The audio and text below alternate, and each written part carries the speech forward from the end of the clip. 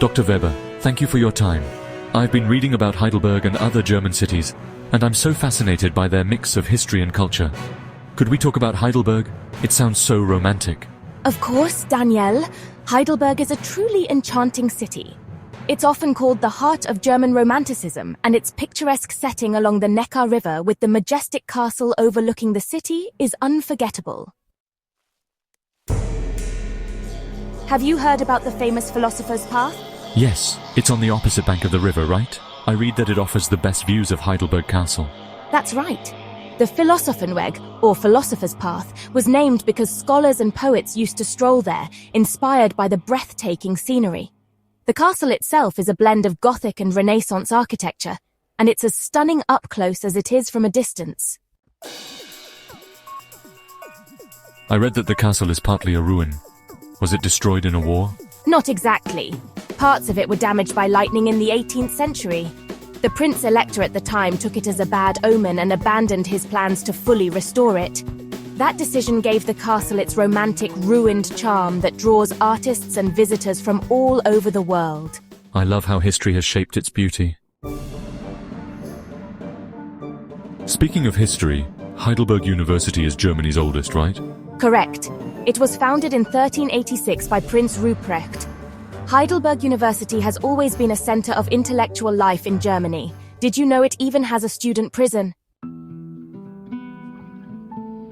A student prison? That's unusual. What was it used for? Laughs. It's one of Heidelberg's quirkiest attractions. In the past, students who got into trouble, often for harmless pranks, were sent there. But it wasn't all punishment. They were allowed to attend lectures during the day. Inside, the walls are covered in graffiti left by the students, showcasing their creativity and humor. That's so interesting. I also read about Heidelberg's famous chocolate, the student kisses. What's the story behind them? Studentenkusse. They were invented in the 19th century by a local confectioner.